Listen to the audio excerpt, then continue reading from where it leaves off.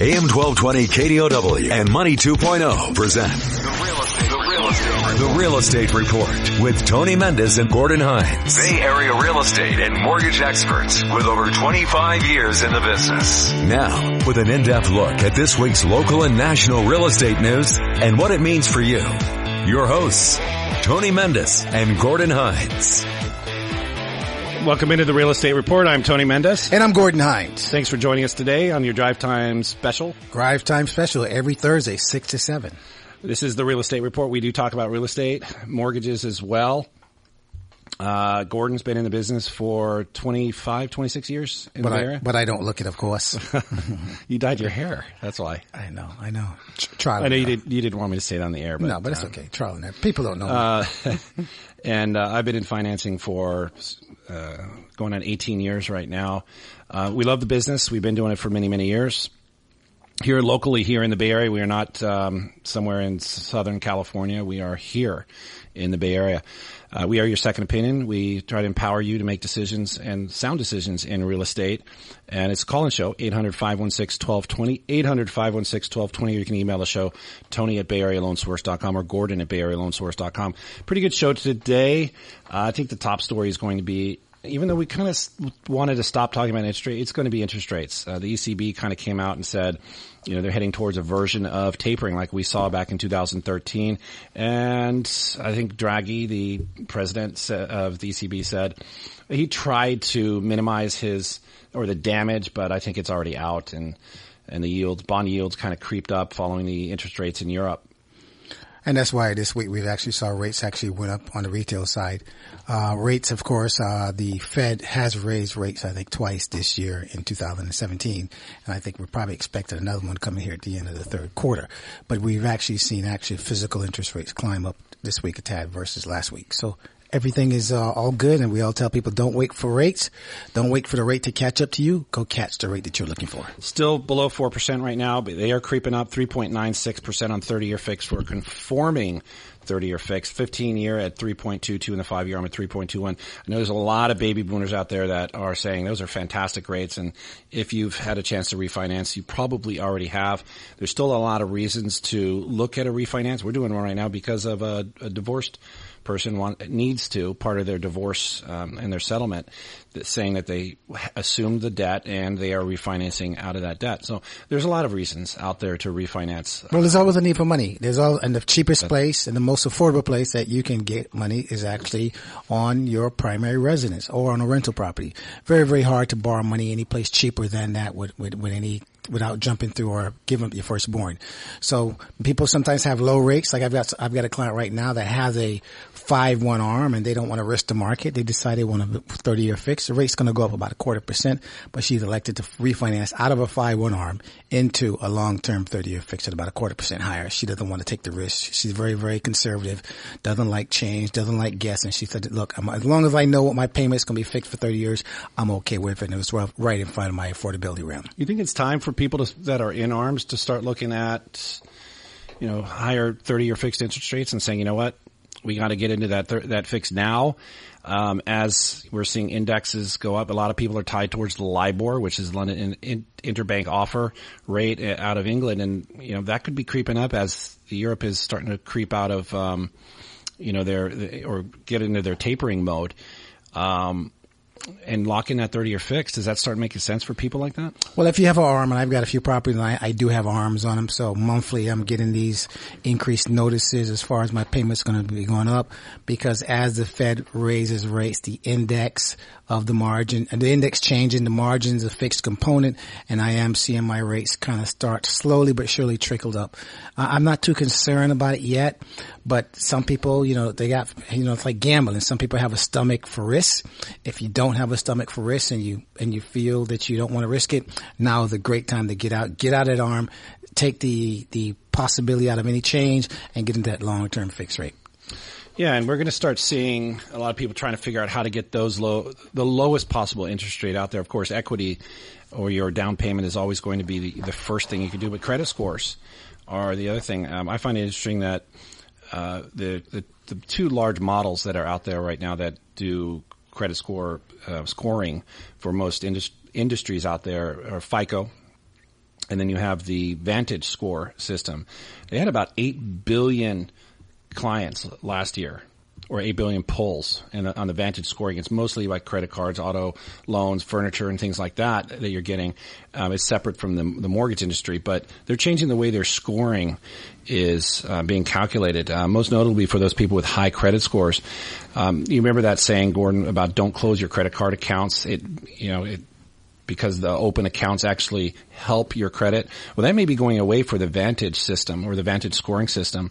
And those with low scores that have, something like a civil judgment or medical debt and tax liens, those are going to be helped because they're going to say, okay, we understand it. The medical, one of the reasons why, FICO just changed that is because, and lenders are starting to recognize and not really accept it, but just kind of look away on medical, not collections, but lates and things like that is because of the way that the medical industry reports to the bureau so quickly, but they don't have time for those insurance claims to actually pay those bills. To catch up. Yeah. So the point here is that the credit agencies are starting to figure this out. TransUnion, Equifax, and Experian.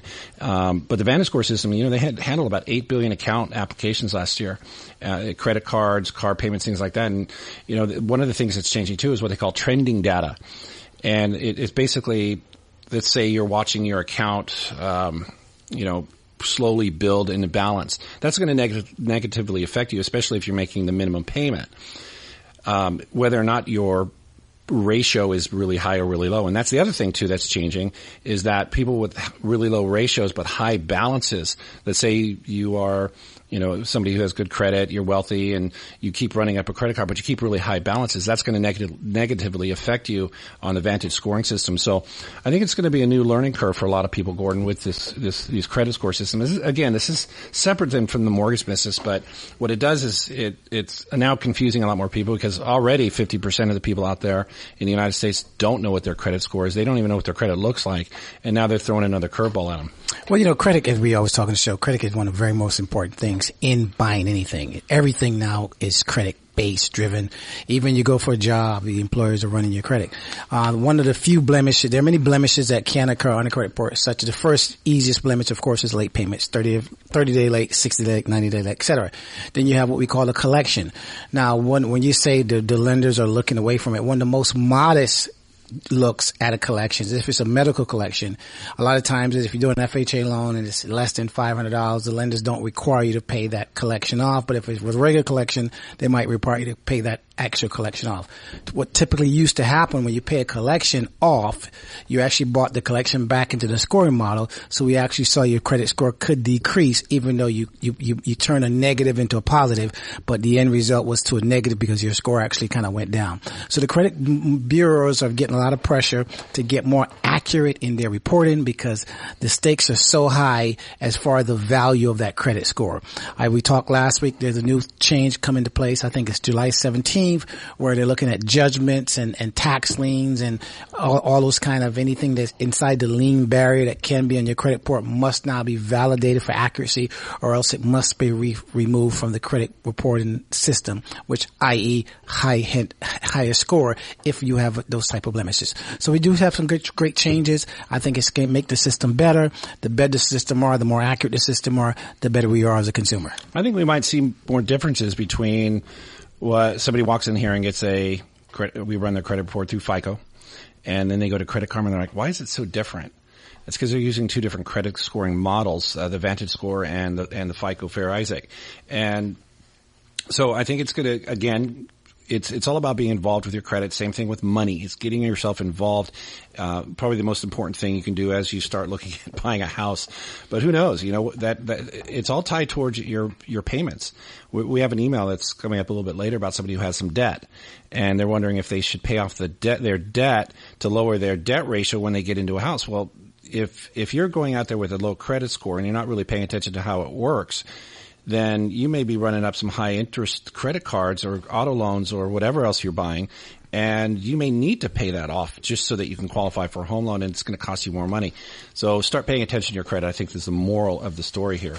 Well, that's what I always tell my kids. I've got kids now that are moving out of teenagers to young adults, one of the things I'm telling them about is manage credit. Credit is very, very important. Don't recklessly, foolishly do things that's going to affect your credit score, because it's going to affect your borrowing power. It might stop you from actually getting employed. Yeah, don't do what I did. So a lot of times that's what I counsel them on, to pay attention. Basically, there's so many different things out there. The credit card, these things are beginning to come in, and if they don't know what to look for, because the credit card says free, you got to actually read the terms of the credit card, look at the grace period, look at the actual APR, look at how long the low rates for.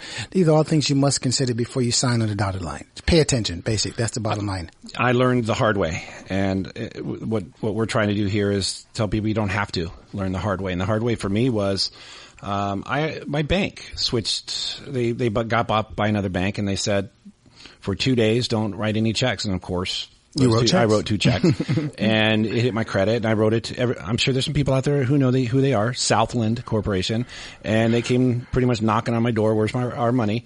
And I tried to go to the bank and try to dispute this, but I learned the hard way. And it took me a while to get it off. But when I got into financing and I started figuring out that it wasn't just me, it was a lot of people out there that's how they learned. And as I get older and wiser, I like to spread that message out there and start paying attention to your credit. Get Credit Karma, even if it's going to be different than your FICO, and you start going, oh, what's the difference here? And be proud of it, and be proud that you're involved in it. And it can make a difference down the road, especially if you're young and you're listening to this show. It makes a big difference. Redfin's going public, Gordon. Yeah, saw that. I think this is a really interesting story, especially for a company. They need to raise $100 million, yet they are in a deficit, accumulated deficit of $613 million. Some of the things you need to know about them: Redfin recorded revenue of $267 million in 2016. The company is still unprofitable, but pared back its losses in 2016. However, its net losses for the first 3 months of 2017 were $28.1 million. The second thing, Redfin's pretty interesting. They have this really great online model which lets consumers browse and, take virtual tours. And we're going to talk a little bit later about people who are actually, how many people do you think in the United States bought a home sight unseen? How many, so let's just go back percentage. Let's go back last year. If I was a betting man, I'd probably say 15 or 20%. 19% last year. What do you think it is this year? Probably 30, 35%. Yes. Yeah. And places like Redfin are helping people do that. 41% of millennials that bought a house bought them sight unseen. Well, typically because millennials are younger people, and they tend to use technology more than most of us do, so they don't need to go out and look at the physical product. They can go online, go on Google Maps, do a virtual tour, and sold. Yeah. Now, Redfin is an interesting company. A lot of these companies start out one direction and they end up another. Redfin started out just basically giving information free to the consumer. I guess they were charging the ad makers and things on that site. Now, Redfin is actually listing properties. It's a big mega listing company, real estate sales company. You see a lot of Redfin sales all popping up in the neighborhood. So there's one company start out in one direction, end up in another direction. And that's where we are today, technology. They're starting an experimental service in which the company buys homes from the sellers and then lists them on their site. So far, that service may not be benefiting the sellers financially. Consumers who sell through Redfin now will typically get less money for their home than if they would have listed their home with a regular type of real estate agent, but they get the money faster. What do you think of that whole, I need to sell my house, Redfin will buy it, and then, I might lose a bit of money, but, I get that money really quick. Anytime I get those kind of examples, like I get people that bring me certain type of transactions, and the cliche that I always like to use, not all money is good money.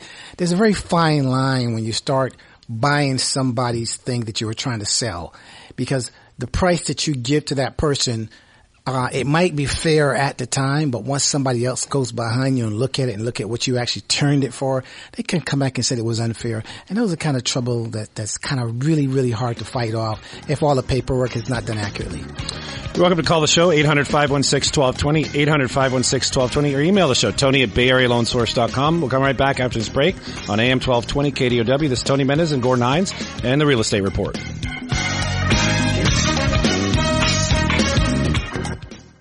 This is Money 2.0 on AM 1220 KDOW.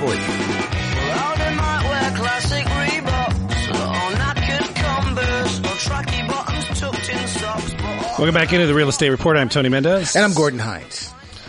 So we're kind of finishing up a little talk about Redfin and They're going public. I find it very interesting. I don't know if I'd ever get into that. I do other kind of, if I'm going to invest in real estate, I'm not going to invest in a real estate company on the stock market. I have other means to do that, but people around here, Gordon, they like to invest in IPOs. One other thing that they mentioned in this interesting article, Redfin counts its agents as employees rather than independent contractors. These agents tend to earn less per transaction than traditional property agents as the company tries to keep commissions low, which the company notes could cause it to struggle in attracting and retaining quality and talented agents. Well, I mean, that system is good for, I think, if you're trying to introduce people into an industry, one of the hardest things to do is to get a person coming from a salary twice a month or once a month or whatever the pay schedule might be to earn as you pay as you earn, as we say. So making that transition from salary to commission is a very tough deal. So a lot of times that's why companies have draws versus commissions, or they have a 3 or 6 month guarantee, which kind of gives you a chance to get in and start continue to earn a paycheck while you're still learning. So with that model that they have, that won't pencil out for an experienced agent, because experienced agents that have their own clientele that really. Would you recommend somebody getting into the business go work for Redfin? Well, I think that's a great model to get somebody in the business, because we always talk to agents. Everybody wants to get a guaranteed paycheck. So if you can come into a business, you get less of a commission, but you're getting paid. I think it's an easier transition than coming in cold turkey. It's like selling cars, maybe, where the company's doing all the work and the clients are coming in. And you just kind of work that way. It's not a hard sell. It's not a hard sell. Yeah. It's not a hard sell. It's like I think what we call an inside sale, where you don't have to go out and cultivate and bring your own marketplace. The market comes to you, and basically that's how you earn your living. You can call the show 800-516-1220, 800-516-1220, or email the show, Tony@BayAreaLoanSource.com. A couple pieces of news out there. Gordon, we keep seeing this over and over and over, and how long is it going to last? Vegas. Sales are up 10% year over year, and home prices in April showed a 12.9% increase year over year. Inventory is one of the driving factors. Single-family homes, that inventory is down 30% from last year, with townhomes and condos down 70%. Not a lot of properties on the market, and it's decreasing. Is that going to continue for a while? Well, if it continues, that's the reason why the housing market is so stretched right now. We go to the old supply and demand rules, as we always speak about. But my qualifying question is, where's the inventory going? Are people just not selling? If you figure you bought a house and you can make 30, 40, 50, 60, 80, 100% return on investment, why not sell it? Are you concerned if you sell it, you won't be able to buy another one? So is that why people are staying put? And that's the reason why inventory is low, and that's the reason why demand is high, and that's the reason why prices are going up. I'm still trying to find a balance with the decisions I don't know yet. Could just be one hand serving the other. They're satisfied with a certain profit. They sell and get right back into it, and right, but not a lot of people are deciding to sell. That's the reason why you have a low inventory. So if everybody's sold, then the market will be flooded with inventory and house prices go down. But if prices are at their all-time high, are people holding out for higher profit? I don't know. Well, I certainly think in the Bay Area, there are quite a few investors that are sitting waiting for that peak. In some places, we may have already hit it. It's expensive to get into the market. I think that's probably why the demand is growing in places like Vegas, places like Reno, and other places going a little bit interior in the nation. Because they are looking at cities that took a big hit. Vegas you just went to a house hunting up in Reno. What did you see up there that's different than the Bay Area? Home prices. Size of the homes. A little hotter. Although what temperature mean? Temperature wise. Okay. Yeah, but there's actually more, there's quite a bit of inventory to choose from, and it's starting to pencil out for an investor, and I think that Reno might be something interesting to talk about in the future. Okay. All right. Well, anyways, we'll come back after this break here on AM 1220 KDOW. You can always shoot us an email, Tony@BayAreaLoanSource.com or Gordon@BayAreaLoanSource.com. We'll be right back here on AM 1220 KDOW. This is Tony Mendez and Gordon Hines on the Real Estate Report.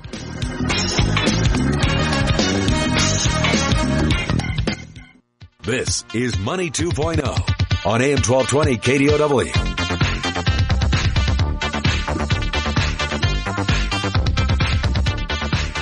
Welcome back into the Real Estate Report. I'm Tony Mendez. And I'm Gordon Hines. Thanks for joining us. You call the show 800-516-1220, 800-516-1220. We had an email You can email the show from Tony at BayAreaLoanSource.com. This is from Terry. He's buying a house. His debt is high. He's got $25,000 in debt. He wants to know if he should pay off his debt before buying a house to help his debt ratio. So a debt ratio there's two of them, is something the lender looks at, and they cap it off at a certain amount, and you have to qualify under these ratios. Jumbo ratios are usually 42, 43%. But if you're conforming, anything up to $636,000 here in the Bay Area, they can go 42, 43%, but you can also go a little bit higher in your what they call back-end debt, which is the second ratio. That's your other payments. So $25,000 might have a minimum payment of, 2%, $500 a month. So that might actually fit. So we may say, keep the debt in this situation and put the money towards, or maybe half of it towards your down payment to help that situation. But I guess the answer is yes and no until you actually figure out what the front end ratio, which is the most important, because it doesn't factor in your other debt. It's just purely what your new principal, interest, tax, and insurance is. Well, debt ratio is of course included in the scoring model, and it's also included in what they call Fannie Mae and Freddie Mac consider risk-based pricing. I think Fannie Mae is going to increase their back end ratio from about 46 to about 50%. So that means that your total income, your housing expense, all your additional debt can now be 50% of your income. So if you make $2,000, all that can total up to be $1,000, which is it might not sound like a big deal, but that is a big deal. Yeah, for somebody like this who has $25,000 in debt, he may rather put that into the house. Right? But before I would tell that person to pay that debt off, I always ask people like that you got to have a serious conversation with yourself. What kind of person are you? Are you a low debt user or a high debt user? Because what we find is many people that are debt users, it doesn't matter what they pay off. They can hit the lot and pay everything off, and 3, 4, 5, 6, 7 months later, the debt's right back up charged up again. So if he's a low debt user, you pay it off. If he's not a low debt user, you put that money towards down payment. So, and lenders do look at that, and we just talked about scoring models and how some of the other scoring engines out there are going to look at people who they're going to take away that whole ratio, not FICO. So this makes sure we separate this, but they're going to stop looking less at what your balance is compared to your limit, as opposed to, is your balance going up or is it going down? Are you paying more than the minimum? Or are you paying less than or are you paying the minimum? Or do you have a credit card in the book charged up to it past almost close to its limit? So you can kind of look at the score model and see what type of person that person is. There are many people out there, they got 5 or 6 cars, and they talk to different people. They said spread the debt out, and all these cars are charged up, and you see that reflection in the credit score. So it has nothing to do if you're making your payments on time. If you have an accumulative balance that's close to your maximum credit limit, you're going to get dinged for a lower credit score. What do you tell people on the reverse side of this, Gordon, when they're looking to refinance and they have some debt? In this situation, $25,000 is possibly a $500 or more payment per month. But if he pays that off, instead of putting it into the loan, kind of like a refinance, he's actually having a lower payment in the mortgage as opposed to a higher payment, keeping that debt with those higher rate credit cards. Well, I tell people at the end of the day, the majority of us, we work off the same formula. We all use what I call 30-day money. So every 30 days, debts, credit cards, and things or obligations are due. So when you look at a person that is refinancing and looking to take cash out, and the cash out is actually going to put them in a better financial position. So the income is the same. Instead of now paying out $3,000 a month in housing expense plus debt, now they can pay out $2,500 a month. So I ask the question, what are you going to do with the additional $25 in savings that you're actually going to save? The $500. The $500 you can save. So if you can tell me that you have a good plan for that $500, then that's probably a good incentive or advantage for you to pay that credit card off. And you might even get some tax advantages too by rolling that money into your mortgage on your Schedule A if you itemize. Yeah, and some of the things that the credit card companies are doing better. I see a lot of things happen in the industry. We always talk about the bad things, but sometimes I see the good things. The credit card companies now tell you if you owe $2,500, you continue to make the minimum payment. It's going to take you 6.8 years to pay our debt off, which is actually a good tool. We'll come back after this break. Pending home sales down 0.8% from May to April. Still a tight market out there. Again, you can email the show, and thanks to Terry for the email, Tony at BayAreaLoanSource.com, and call the show 800-516-1220. We'll come back after this break here on AM 1220 KDOW. This is Tony Mendez and Gordon Hines on the Real Estate Report. This is Money 2.0 on AM 1220 KDOW. All right, stop, collaborate and listen. I sit back with my brand new invention. Something. grabs a hold of me tightly, flow like a harpoon daily and nightly. Will it ever stop? Yo, I don't know. Turn off the lights and I'll glow to the extreme. Back into the Real Estate Report. And I'm Gordon Hines. I'm Tony Mendez. We're here every Thursday. We're here to enlighten you, to direct you, and help you make a better informed decision. I think we missed our cue on that one. Well, sometimes we do, sometimes we don't. Thanks for the email from Terry. We got an email as well from Samantha. You can email the show, Tony at BayAreaLoanSource.com. Samantha says she bought a house last year. I like this email. She bought a house last year with a good rate. The house is up in value, and we want to use some of the equity to do a garage conversion, turning it into a rental unit. What is the best way to access the funds for this construction? I mean, obviously you can spend your own money, or you can get an equity line, which, you know, you have a good rate already. Why would you go out and refinance and pull some cash out, which is the other option? But why would you do that if you have a good rate? I guess it all depends on how soon you can pay the money back. That's kind of the whole philosophy for me on an equity line. We talk about how the Fed's been raising rates. The Fed is going to continue raising rates according to Yellen. And if that happens, equity line rates will go up. So do you want to get stuck with $10,000, $20,000, $30,000 tied up in a higher interest rate than if you were to refinance? So you got to kind of balance that out and figure out what works. But if you can pay back sooner, your effective interest rate is lower. Or it depends on how much money we're talking about. If you can convert the garage into an auxiliary type style living, 20, 25,000, you can do that on a credit card. You can do that half out of pocket. If it's a much larger dollar amount, $100,000, then you might want to consider refinancing and getting the cash out on the property since the equity has gone up. I would tend to do that more than the equity line, because the equity line, it's a temporary low teaser rate, and those rates do go up, and they are not real estate loans. We're seeing those more often. We're seeing those equity lines come with these teaser rates now. Be careful about those.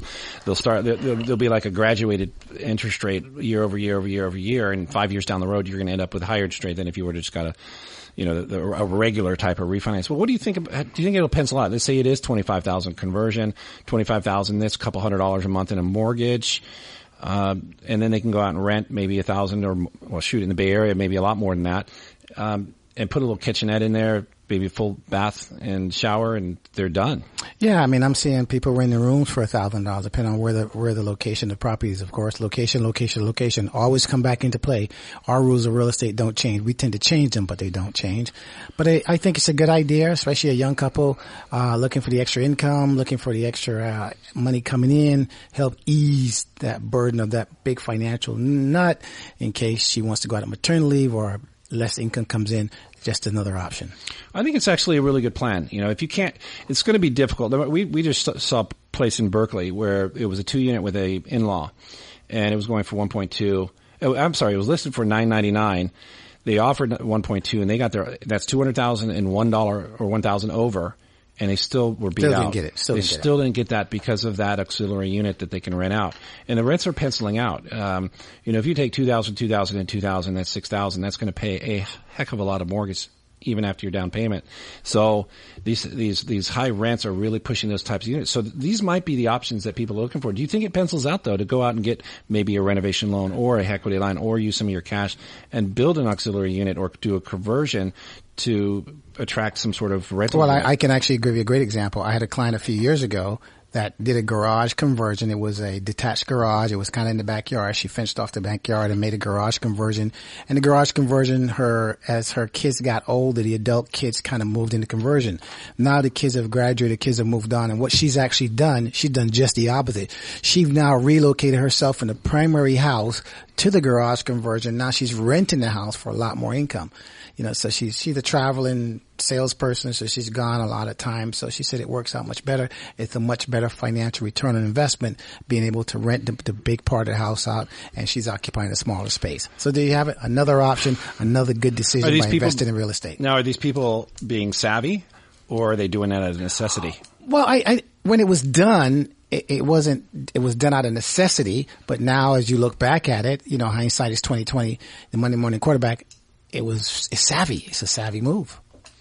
I would see that as a good selling point for me in a house is if I had those types of options. I'm curious to hear from some of the realtors that we work with on whether or not that's actually something that people are looking at. Is the seller considering listing the property a little bit more, or are they getting those over asking price offers and multiple offers on these properties because of those kinds of amenities that may be possible on the property? Especially in the higher end. I think, when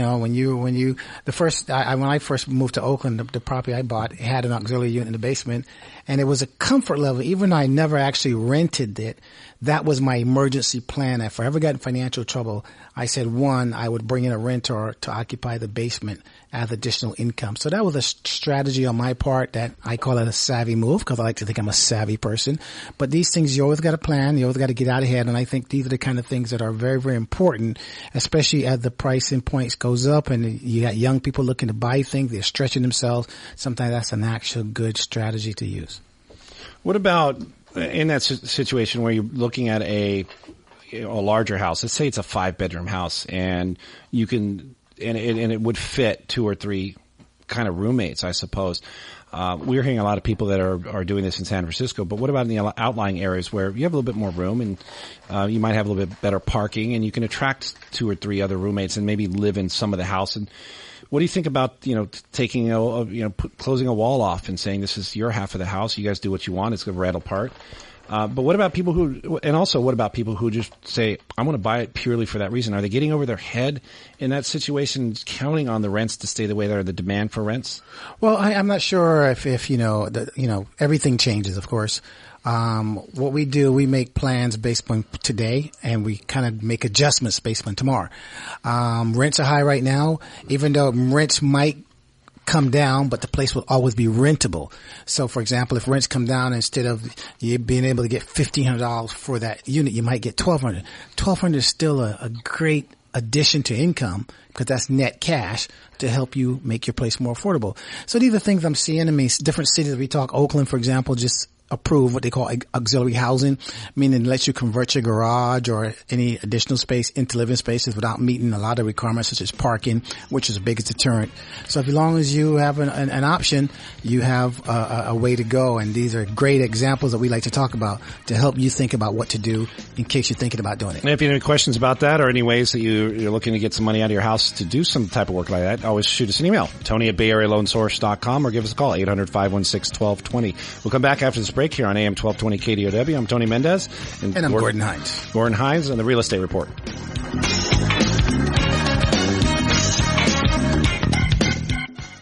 This is Money 2.0 on AM 1220 KDOW. Welcome back into the Real Estate Report. I'm Tony Mendez. And I'm Gordon Hines. Thanks for listening today. You can always shoot us an email, Tony@BayAreaLoanSource.com, with any of your real estate questions. You just heard a commercial about a seminar coming up with Rob Black, and from Rob Black and Your Money, you hear him 7 to 9 every day, same station. It's called the Retirement Income Strategies and Estate Planning, plus a bonus session afterwards.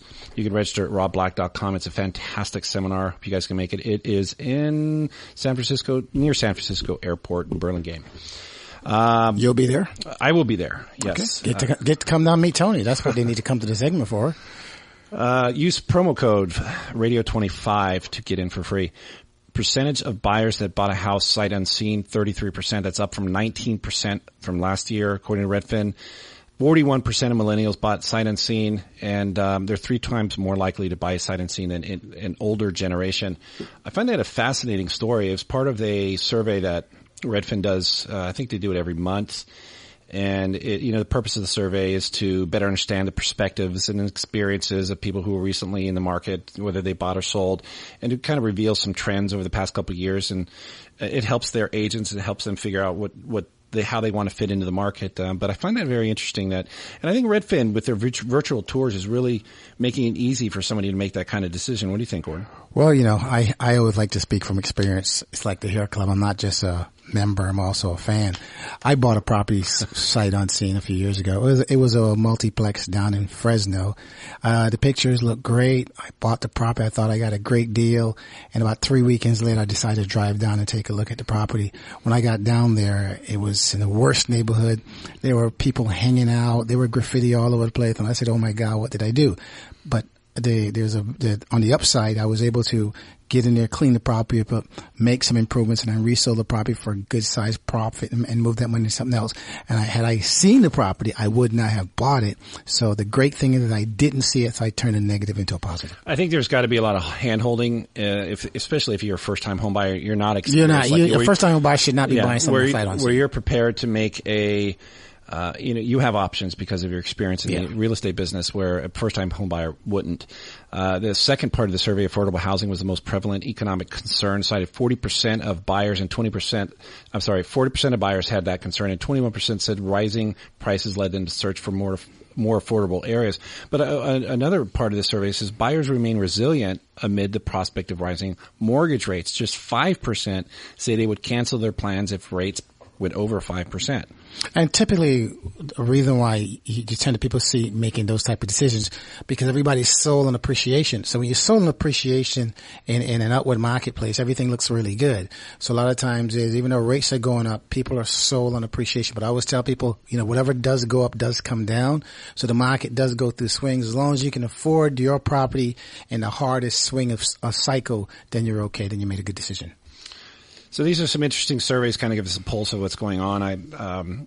Shoot me an email. I'd like to send this out to you if you're willing to listen and look. These are kind of gives me the trends. I like watching this. Tony at BayAreaLoanSource.com. Your day in history, real quick. Oh, day in history today, 1933, first All-Star game. I think the All-Star game, the Major League Baseball All-Star game, I think it's next week. First actually All-Star game took place in 1933.